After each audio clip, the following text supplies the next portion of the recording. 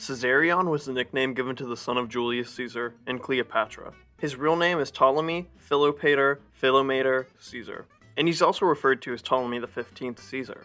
Look, when you're the son of the most powerful man in Rome and the inheritor of Ptolemaic Egypt, you're gonna have a lot of names. Caesarion was born on June 23, 47 BC, after his two parents took a 2-month love cruise down the Nile River. By the time Caesarion, which translates to Little Caesar, was born, his father was just finishing up his civil wars and returning to Rome after 2 years of near constant battling. But just as Julius Caesar was settling back into Rome, he would need to confront a new battle: fatherhood. In 46 BC, Cleopatra left with her infant son, who apparently resembled Caesar, to go to Rome. Upon finding out that this Ptolemaic boy was his son, Caesar was probably just as shocked as any surprised father would be today. He allowed Cleopatra and Caesarion to stay with him at his own villa in Rome. This might show a soft family side to Caesar, but that didn't uncomplicate the predicament that Caesarion's birth had caused. The majority of Roman citizens disliked the Egyptian Cleopatra due to her not being Roman enough. This, combined with the fact that Caesar already had a male heir, named Octavian, who was his nephew and very Roman, led to Caesar never officially naming Caesarion as his son.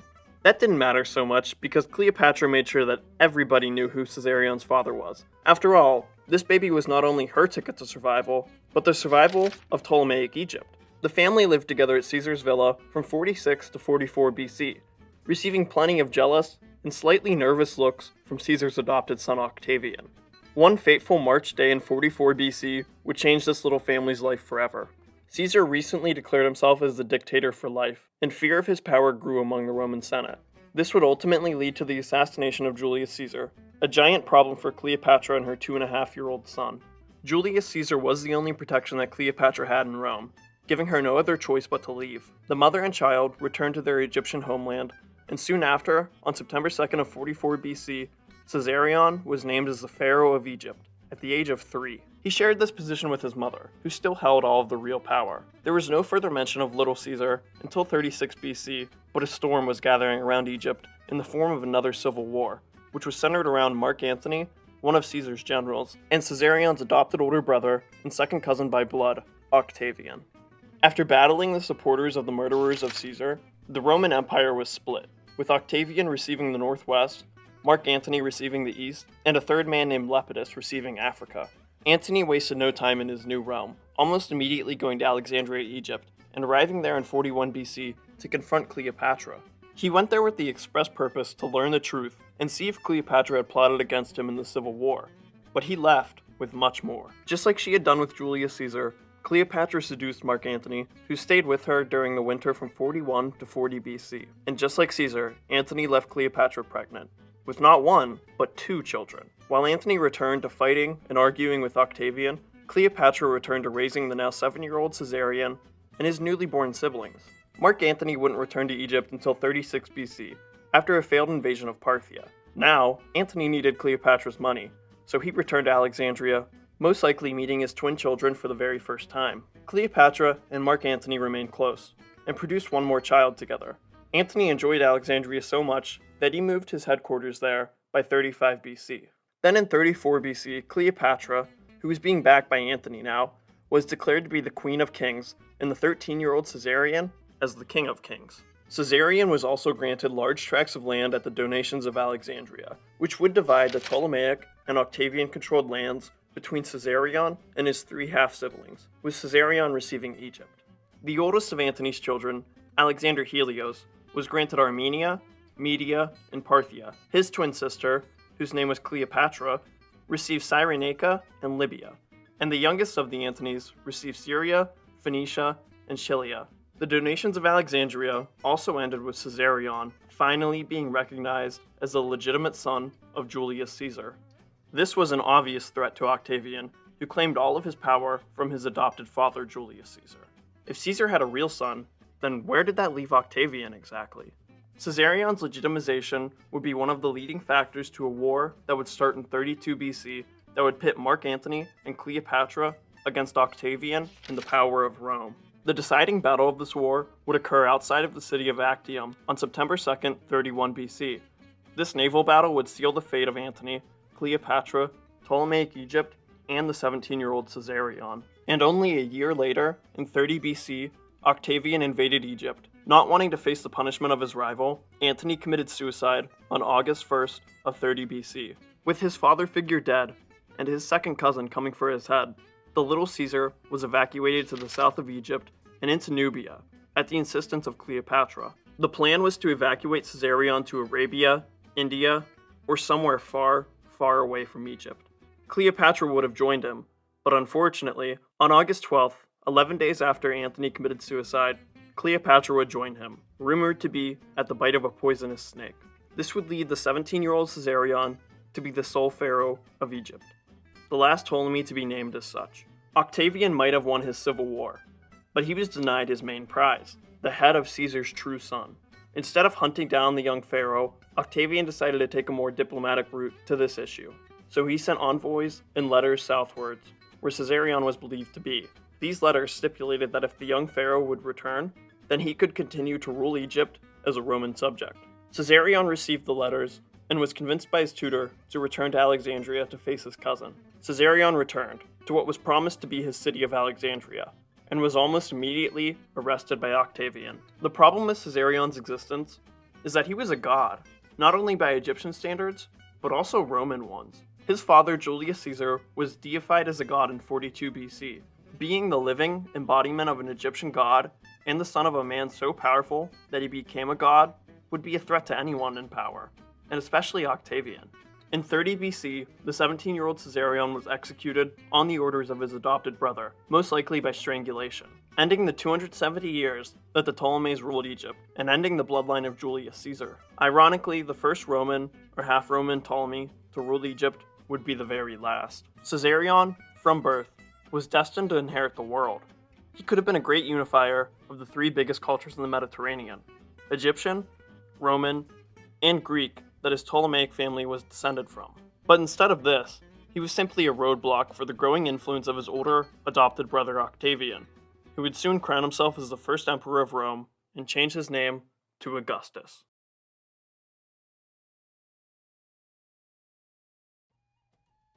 In the year 40 BC, twins would be born to Queen Cleopatra of Egypt and Roman general Mark Antony. One a boy, the other a girl. One named Sun, the other Moon.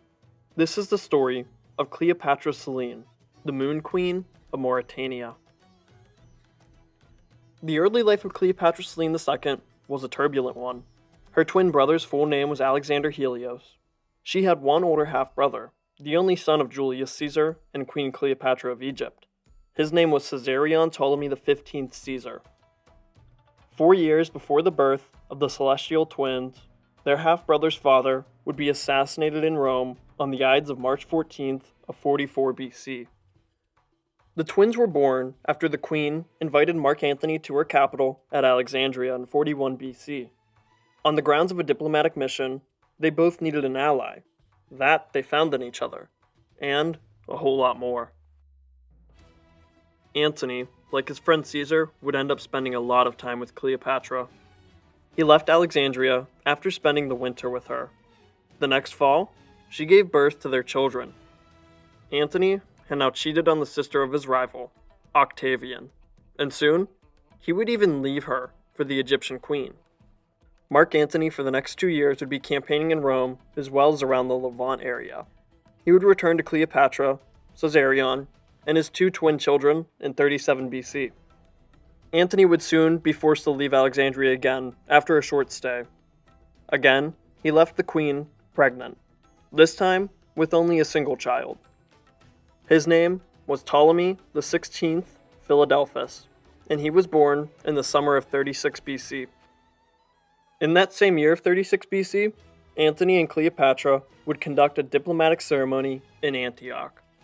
It would come to be called the Donations of Antioch, and it would grant land to both Antony and Cleopatra. It would even be officially recognized by Octavian back in Rome. 2 years after this, a similarly named, but less well-received, Donations of Alexandria would take place. In the fall of 34 BC, Cleopatra and Caesarion would receive Egypt. Caesarion was officially named as Julius Caesar's legitimate son. The infant Ptolemy XVI Philadelphus was granted the provinces of Syria, Cilicia, and Phoenicia along the eastern coast of the Mediterranean Sea. Alexander Helios was granted Armenia and the Parthian Empire, if his father could ever conquer it. For Cleopatra Selene, she would be granted Cyrenaica and Libya, which at that time was land that was part of Roman Numidia. These donations would all be rejected by Octavian. All but one, that is. The last day of peace between Antony and Octavian would be the last day of 33 BC. Octavian and Mark Antony would go to war in that following year. Later in 31 BC, the fleets of these two men would meet just off the coast of Greece. The battle that ensued, which would become called Actium, would see the much smaller and more maneuverable boats commanded by Agricola defeat the combined navies of Cleopatra and Mark Antony. The couple would retreat back to Alexandria. Later in 30 BC, the campaigns of Octavian would continue as he invaded Egypt. Mark Antony, having heard of Cleopatra's suicide, killed himself, plunging a gladius into his stomach. However, Cleopatra had not killed herself. The bleeding out Antony was then brought to the queen. He would soon die in her arms. With his death, Cleopatra fulfilled her end of their deal, killing herself with the bite of a poisonous snake on August 10th. This would leave her 4 children all orphans, and leaving one in immediate and grave danger. Cleopatra Selene's older half-brother Caesarion would flee south, but would return to Alexandria after Octavian sent a letter ensuring his safety. Caesarion would be tricked, arrested, and executed by Octavian. While Octavian knew exactly what to do with Caesarion, the children of Antony and Cleopatra would be a question all in itself. Ptolemy Philadelphus was only 6, the twins only 10 when they entered into Octavian's captivity. Octavian would return to Rome and be granted a triumph. In the victory parade was the 3 orphan children in bulky chains that Ptolemy Philadelphus could barely hold up.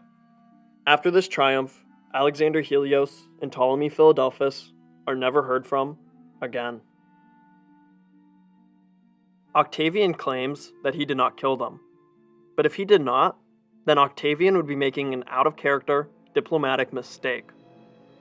Personally, I think Octavian either executed or poisoned the sons of his rival, but for some reason, he kept Cleopatra Selene alive.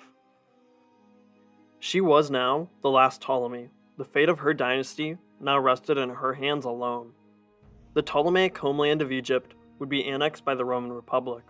The orphan Cleopatra Selene would be raised in the same household as her other half-siblings. This would, of course, mean that Cleopatra was now in the care of Octavia, the sister of Octavian, otherwise known as the wife that Mark Antony left in order to be with the Egyptian queen. Imagine that, raising the child of your dead husband's baby that he had while cheating on you. She would grow up in the city of Rome with the protection granted to her by being under the care of Octavian's sister. Cleopatra Selene was near untouchable. When Octavian declared the Roman Empire in January of 27 BC and declared himself emperor and Augustus, Cleopatra Selene's situation would improve even more. She would continue living in Rome, joining the court of the first Roman emperor. By the summer of 27 BC, Selene turned 18. Augustus began looking for a political marriage for this daughter of a rival, turned something of a niece. The last Ptolemy as a wife, and the legitimacy that her family name provided, would be a gift of great value to any Roman noble or any foreign king. By 25 BC, a marriage had been arranged with Juba II, a king and longtime friend and ally of Augustus. King Juba was someone who Augustus trusted enough to give the power of the entire legacy of the Ptolemaic dynasty and trust him not to use that power against him. Juba had been installed as king of Numidia by Octavian in 30 BC, right before the slaughter of his now wife's family. In case his friend needed any more convincing, Augustus also brought to the wedding a large dowry. Juba II was the son of Juba I, who in 46 BC killed himself. This would result in Numidia being annexed as a province in the Roman Republic for the next 16 years until Juba II came of age. Juba II was only 18 when he came to the throne, and only 23 when he married the 20-year-old Cleopatra Selene. The young couple was set to rule Numidia for a very long time. Except, they didn't. Well, not eastern Numidia, that is. In another shrewd political move by Augustus, he annexes the eastern portion of Numidia into the Roman province of Africa Proconsulares. Just as the emperor seemingly gave Cleopatra Selene the province of Libya, which was promised to her by her father and mother at the donations of Alexandria, he took it away from her, showing who was really in control of the Mediterranean. For western Numidia, Juba and Selene would get to keep that. To repay for the couple's lost land, they were granted the kingship of neighboring Mauritania. Mauritania, since 33 BC, had been incorporated as a Roman province. Now, it was united with West Numidia. The last pieces of North Africa, not directly owned by Rome, was the Kingdom of Mauritania. Their new capital would be renamed Caesarea, in honor of who else but Julius Caesar. King Juba II allowed his queen much control over Mauritania. The kingdom was hers as much as it was his. Queen Cleopatra Selene went to work on improving Mauritania's economic situation. Although they had more land as monarchs of Mauritania, this new land was less developed and poorly organized. To assist her kingdom, the Moon Queen invited some of the old friends of her mother. Selene invited capable architects, advisors, artists, and diplomats that had once served her mother when she was the Queen of Egypt. If Selene was going to be shoved into the opposite side of Africa from her Egyptian homeland, then she would just bring Egypt to Mauritania. The same people who had helped to build Cleopatra's Egypt would also build the Moon Queen's Mauritania.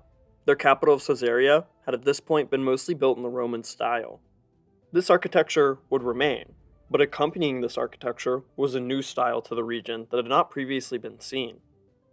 The construction of Egyptian-style temples would start to spring up in Caesarea, as well as in the rest of Mauritania. Inside, they would depict the gods of the Romans alongside their Egyptian counterparts. On the seafront of Caesarea, a palace similar to the one that she grew up in Egypt was constructed. If this didn't already mark the land as a Ptolemaic monument, then the Queen's next building project certainly would. If you had to connect one building to the Ptolemy dynasty, what would it be? Located in Alexandria, Egypt, one of the 7 wonders of the ancient world, I am of course talking about the Lighthouse of Alexandria. This ancient lighthouse was reconstructed in the capital of Caesarea. Juba II and Cleopatra Selene's capital, perhaps better than any other city, represented the many cultures of the Mediterranean. Roman, Egyptian, Hellenistic, Punic, and Berber architecture and people could all be found in Caesarea. King Juba II was himself a historian and scholar. It only made sense that he would allow for his queen to reconstruct her Ptolemaic homeland. This would understandably draw a lot of attention to this corner of the Mediterranean. Merchants flocked from all over to have a look at Egypt incarnate. Trade with Italy at their capital of Caesarea flourished.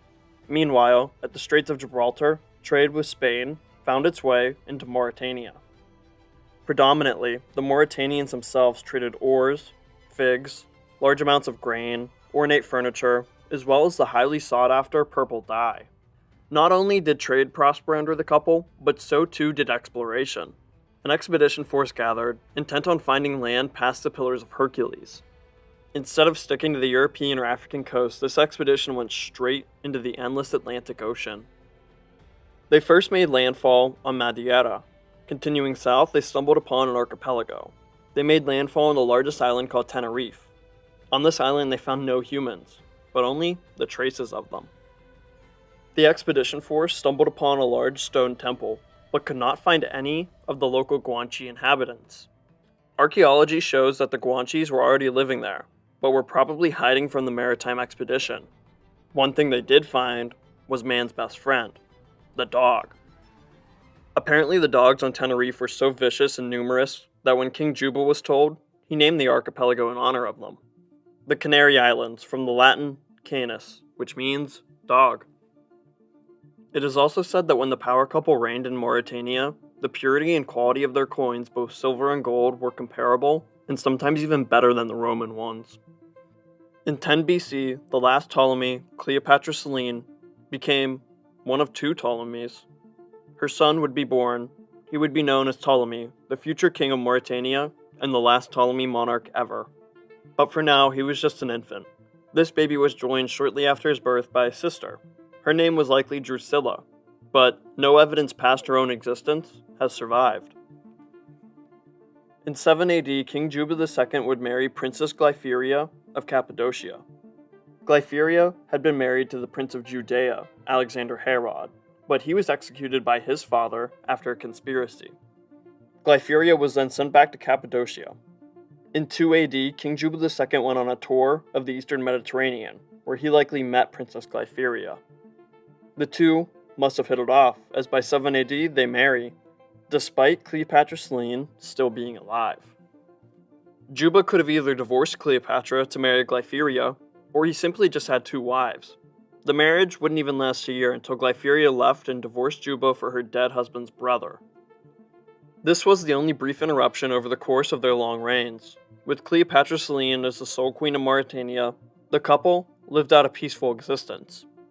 The Moon Queen's death date is unknown, but coins minted in her honor have been dated to 17 AD, leaving this as the earliest possible date for her death. The latest year that she could have died was 22 AD, as her husband, who died a year later, would outlive the queen. When she died, Juba II had erected a giant monument which would act as their final resting place, called the Royal Mausoleum of Mauritania. It still stands to this day, although the body of Cleopatra Selene is nowhere to be found. In 23 AD, King Juba II would also die, and be buried next to his queen. Succeeding them both would be their son, Ptolemy. The Moon Queen of Mauritania, the far less recognized Queen Cleopatra, represented a lot of different things. For one, she solely represented her Ptolemaic dynasty. With the death of her twin brother, Alexander Helios, the sun had set on the powerful Ptolemies. Now all that remained was the light of the moon. Soon that too would fade away into darkness.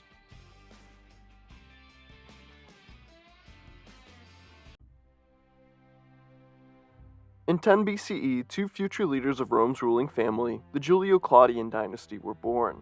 The pair were first cousins through their maternal grandfather, the Roman general, Mark Antony. The more famous of these two, same-aged cousins was Claudius, the future emperor of Rome. The second, and largely forgotten of these two men, was named Ptolemy, the future ruler of Mauritania and the last king of the Ptolemaic dynasty. His father was the Roman Empire's client king in Mauritania, Juba II. His mother was named Cleopatra Selene II. She was the only surviving child of the infamous Queen of Egypt, Cleopatra, and Mark Antony. The choice to name their firstborn son in honor of his mother's dynasty was a rare occurrence in the ancient world. However, this name ensured the continuation of the Ptolemaic dynasty, and lended this Ptolemy the prestige of his Egyptian pharaoh lineage. Speaking of his lineage, Ptolemy of Mauritania had not only royal blood, but also the blood of living gods pumping through his veins. The most noticeable of these gods on earth being the Ptolemaic pharaohs of Egypt, who were worshipped in life as divine beings. Through his grandfather Mark Antony, he was also a distant relative to Julius Caesar, who was declared as a god by his nephew and Rome's first emperor, Augustus. His father's people, the Numidians of North Africa, also held a tradition of deifying and worshipping their rulers during and after their lives. Ptolemy of Mauritania may have also been related to Alexander the Great, through the first Ptolemy, who claimed to be a cousin of the man that himself and many others at that time considered to be a god. This last claim is a disputed one, although the first Ptolemy was most definitely a childhood friend of Alexander. This is simply one of the most powerful men by blood ever to be born in the classical age, which is why Augustus kept him very close at hand. As both his father and mother had been, Ptolemy was raised in Rome under Augustus, although he only knew him for the first 4 years of his life. In 14 AD, Emperor Augustus would die. Succeeding him was his adopted son, the Emperor Tiberius. This changed little for the growing Ptolemy, whose care and education was entrusted with his aunt, Antonia Minor, also known as the niece of Augustus, and one of the children that Mark Antony left to have an affair with Queen Cleopatra of Egypt. This could have been a spot to hold a grudge or a rivalry, But it was not Ptolemy's fault, and this was not even the first time that this had happened. Ptolemy's mother, Cleopatra Selene II, was raised alongside Antonia Minor in a similar fashion by Octavia Minor, the sister of Augustus, and the abandoned wife of Mark Antony. Antonia Minor also happened to be the mother of Germanicus, and the future emperor who was the same age as Ptolemy, Claudius. Growing up alongside Claudius and Germanicus offered the future king of Mauritania two opposite yet equally competent possible tutors. Germanicus was not born with his name, but had earned it after conquering much of Germania. He was arguably one of the early Roman Empire's best generals. Claudius, in contrast, was probably the most educated of the 5 Julio-Claudian emperors. He was a lover of history, philosophy, and even wrote a book on the Etruscan language that has been unfortunately lost to time, along with the language itself. Ptolemy would come to display some qualities that both of these men embodied. In 11 AD, at the age of 21, Ptolemy was finally allowed to return to his homeland, the Kingdom of Mauritania. Upon returning, Ptolemy's father, King Juba II, officially named him as co-ruler. Symbolizing this new appointment was the minting of new coins that featured King Juba on one side and Ptolemy on the other. Besides the Kingdom of Mauritania, Ptolemy also inherited a few other things from his dad. His appearance for one, although Ptolemy was a Greek and Roman where his father was not. He also seemed to inherit some of the interests of his father. Juba II was a historian and a biologist who wrote and sponsored more than 40 books. Ptolemy would never be on the same level of scholarly achievements as his father, but he was still considered a wise philosopher king in his day and beyond. His Greek ancestry seemed to take notice of this. After the Roman conquest of Greece and much of the eastern Mediterranean, the Greeks and Romans blended their cultures so heavily to the point of delusion. The Ptolemaic dynasty was something that Greece could still hold on to create a semblance of their past prestige. In the city of Athens, there are multiple statues of both King Juba II and King Ptolemy. Although Ptolemy would never rule in his ancestors' Greek homeland, he was still seen as the archetypal mold of a Greek king. 6 years after Ptolemy's return to Mauritania, his mother, the last surviving child of Queen Cleopatra, would die. This would leave Ptolemy and his younger sister, a woman named Drusilla, as the last 2 descendants of the Ptolemaic dynasty, with only the young Ptolemy being able to continue this ancient line of monarchs. This was a lot of pressure for any young man to be put under. Shortly after her death, this pressure was made even worse due to a Berber uprising in the Kingdom of Mauritania.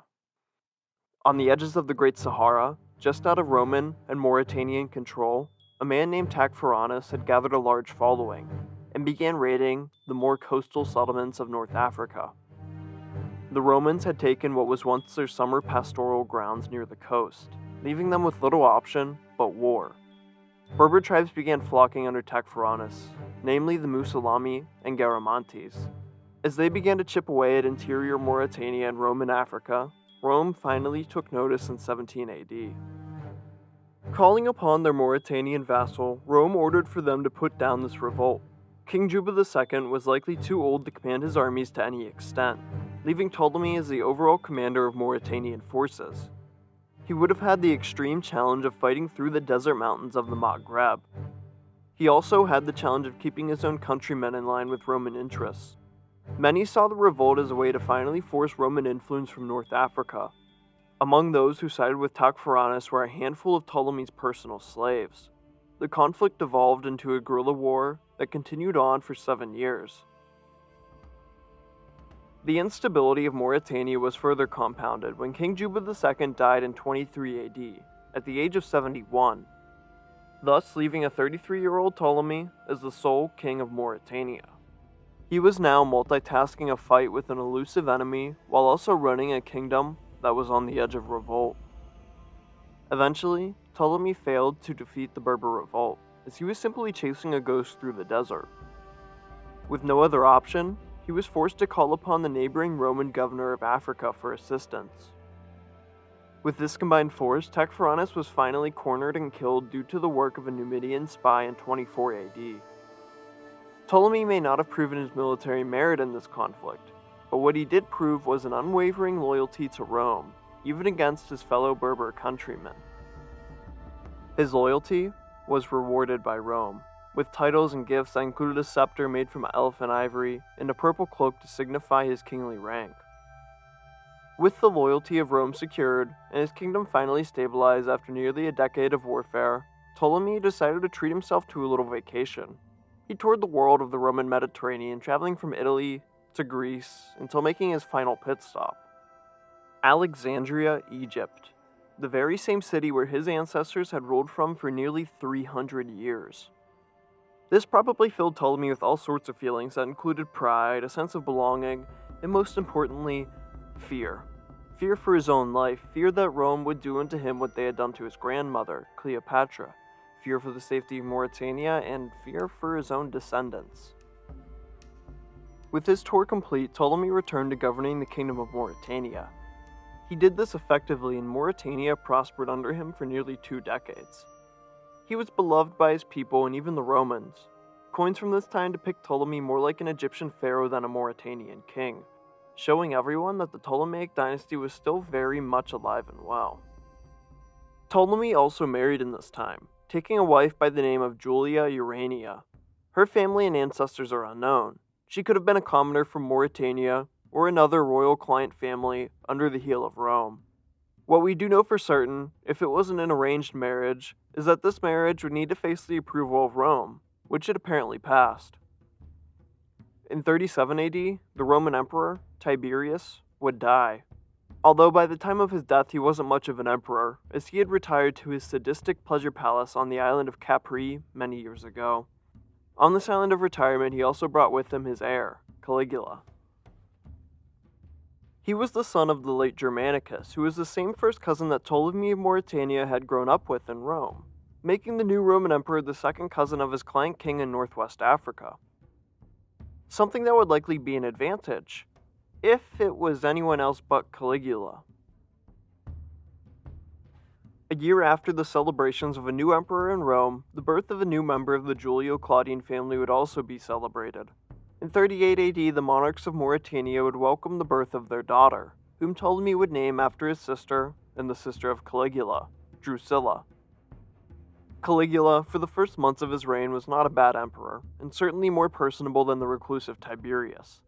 Slowly and then overnight, Caligula started to turn mad, likely due to his abuse by Tiberius on Capri and the pressure of being crowned an emperor of a world superpower at 23 years of age. Caligula became paranoid and started to see plots and conspiracies against him everywhere he looked. This would lead him to send out a friendly invitation to his client kings all around the empire.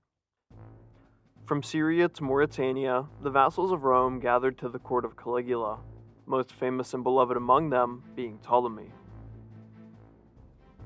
To symbolize his loyalty, Ptolemy wore the same purple cape and walked with the same ivory scepter that had been gifted to him for his help in defeating the Berbers some 20 years ago. Once arriving in Rome in 40 AD, Ptolemy was greeted by the people as a celebrity. His cape alone garnered him looks of amazement.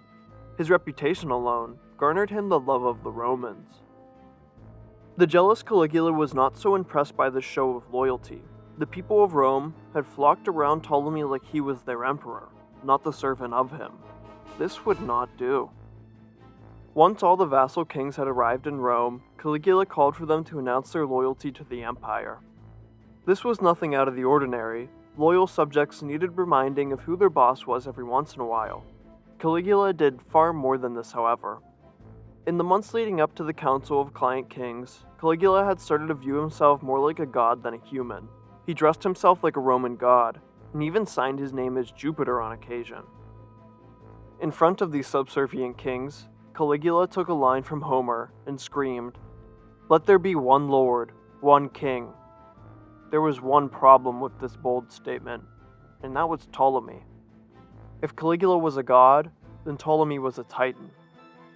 In an act of jealous paranoia, Caligula ordered for the Praetorian Guard to assassinate Ptolemy. They followed through and struck down the 50-year-old, seemingly loyal king of Mauritania, in the same city that he had grown up in. Caligula immediately ordered for the complete annexation of Mauritania into the Roman Empire.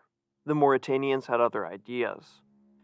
After hearing of King Ptolemy's death, one of his slaves, a man named Edioman, sought vengeance against Rome and raised arms against the devious emperor. Rome sent out one of her finest generals, Gaius Suetonius Paulinus, who would later defeat the famous warrior queen of the Iceni, Boudica. The revolt only lasted for 4 years before finally being put down, and with that, Rome owned every last inch of the southern Mediterranean coast directly. Only a year after Caligula ordered for his Praetorian Guard to assassinate King Ptolemy, Caligula would find the exact same fate. Among the few that were spared was the uncle of Caligula and the same man that had grown up alongside his first cousin, Ptolemy of Mauritania, Claudius, who was thereafter crowned as Rome's new emperor. Where one of these men, who happened to be born in the same year, met his downfall at the paranoid hands of Caligula and those of the Praetorian Guard, the other would rise to power under those exact same circumstances. Claudius could do nothing to bring his childhood friend back to life, but he could give his daughter at least a half-decent one. So it is that Drusilla, the last member of the Ptolemaic dynasty, was raised in the court of a Roman emperor, just like her father and grandmother before her. The fate of the Ptolemies now rested in the hands of Emperor Claudius and that of a 2-year-old infant.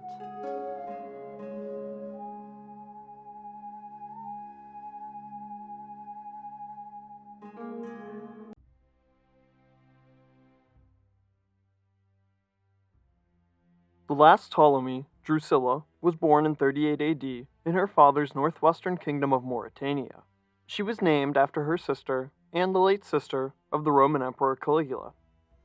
Her father's name was Ptolemy, and he was a loyal vassal king to the quickly expanding Roman Empire. Drusilla would be the only child of King Ptolemy and his wife Julia Urania. They likely would have had more children, but Drusilla's infant life took a drastic turn for the worst when she was only 2. Her father would be assassinated after being invited to Rome by Emperor Caligula in 40 AD. Drusilla should have succeeded Ptolemy as queen, but the kingdom of Mauritania was annexed by the Roman Empire following the assassination. Drusilla's saving grace came at the beginning of 41 AD. Her father's childhood friend and first cousin, Claudius, would be crowned as the new Roman emperor after the murder of Caligula and a massacre of the ruling Julio-Claudian dynasty. Claudius decided to take in the daughter of the man he had grown up with and raise her in the imperial court. It seemed a Roman tradition to keep the descendants of Cleopatra closer than even enemies. They were a threat after all, even this 3-year-old was. The Ptolemies were simply too well known and too ancient to not hold respect, even if her bloodline had been diluted by 3 generations of outside of the family marriages. Drusilla grew up in Rome, as her father and grandmother had, and lived as normal life as someone in her circumstances could. At the age of only 17, Emperor Claudius decided to get rid of the Ptolemaic dynasty, hopefully for good this time. There was 2 ways that this could be achieved, and only one was painless. Kill her, the daughter of the man you grew up with, or marry her off to a noble that hopefully wouldn't use the power of the Ptolemaic dynasty against Rome. Claudius had thought that he had found the man for the job, and another. In 53 AD, Drusilla married a man named Antonius Felix, who was then sent to govern the province of Judea alongside his newlywed wife. Marcus Antonius Felix was of Greek descent and was himself descended from ancient kings. In Judea, her new husband didn't seem to be the man that Claudius thought him to be. He accepted bribes, corrupted the government, and looked the other way at open rebellions. After only a year of marriage, he also began looking for a new wife. He found one in the daughter of King Herod. Her name was also Drusilla, which makes the situation all the worse for our Drusilla Ptolemy. After divorcing Drusilla Ptolemy, he sent her back to the Roman court, which is a bit surprising, but I guess if you're governing Judea, you might want a connection to King Herod for simple legitimacy, not some queen of a dynasty that hadn't ruled in Judea for over a century. Shortly after returning to Rome, Emperor Claudius would die, and the infamous Emperor Nero would succeed him. Like Caligula, Nero wasn't terrible for the first months of his reign. He was only a boy, and much of the real power rested in the hands of his mother and his tutor, a man that you may know as Seneca. After spending 2 more years in Rome, Drusilla would again be married off, not to a mere Roman noble this time, but to an actual king. Well, a priest king at that. Before mentioning the name of this priest king, I need to mention his relation to Drusilla, the daughter of King Herod. The priest king's older brother and the former priest king was once married to her, making them ex-in-laws. Although an arranged marriage, it seemed like Drusilla Ptolemy was getting some form of revenge on her Herodian counterpart.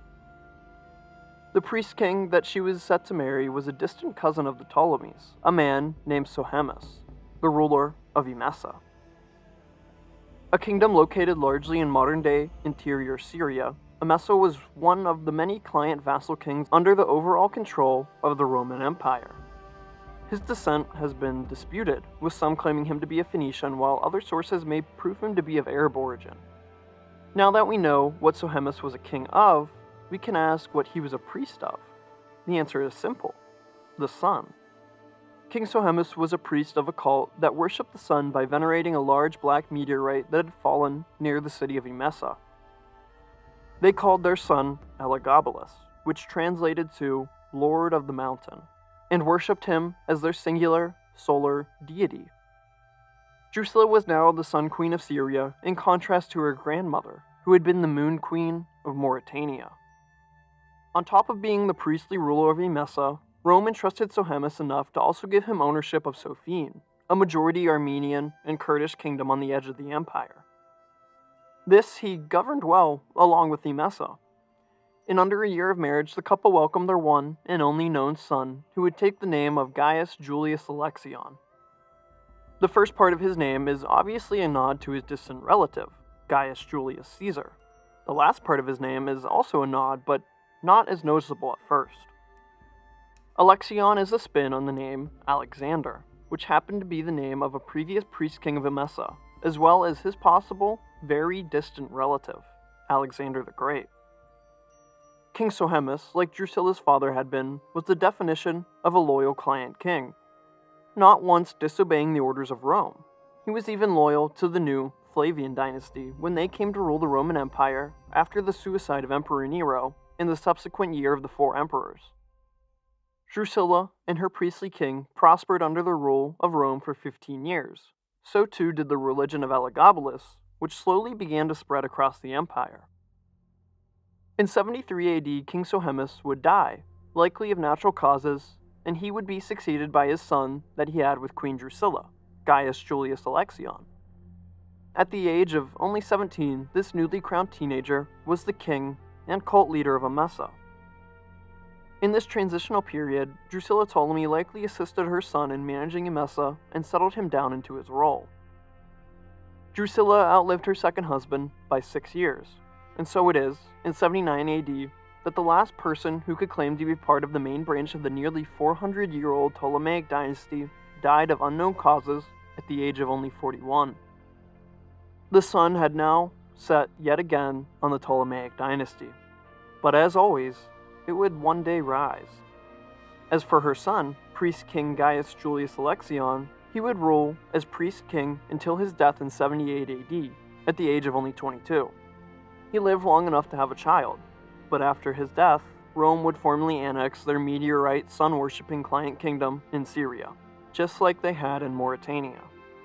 After this, the descendants of Queen Cleopatra of Egypt become increasingly hard to solidly track, although the religion of Elagabalus continued, meaning that someone had to be the leader of this sun-worshipping cult, leaving me and many other historians to assume that the line, who were once kings of Emesa, continued being the high priest of Elagabalus. As most things in history do, it finally came full circle. In the late 2nd century, more than 100 years after the death of Drusilla Ptolemy, the emperor Septimius Severus was crowned. He would marry a woman named Julia Domna. She was the daughter of the high priest of Elagabalus and the possible descendant of Drusilla, Julius Bassianus.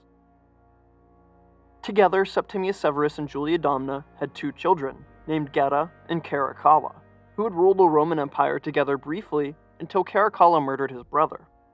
Caracalla in turn would be murdered himself. However, the cousin of Caracalla would reclaim the seat of emperor after only a year. He was only a 14-year-old boy, but he was also the new high priest of Emesa. He would be known to all Romans as Emperor Elagabalus, taking the name of his god and even taking the Black Meteorite of Emesa with him to Rome. Elagabalus is widely considered the worst of all Roman emperors, and his cousin that succeeded him, Severus Alexander, did not fare much better. After his death is when historians start to signify the beginning of the crisis of the 3rd century. So there it is. The Ptolemaic dynasty and Cleopatra's descendants may have just gotten their revenge by inadvertently ruining the empire that had ended their dynastic rule. The Ptolemies are often forgotten past Cleopatra and certainly past Caesarion. They were without a doubt one of the classical age's greatest dynasties, and what Rome did to them generation after generation after generation was just torture. From Egypt to Mauritania to Syria, the descendants of Cleopatra never had control over their own destinies. They were simply a tool the Romans raised in their courts, used when they wished, and tossed to the side when it benefited them.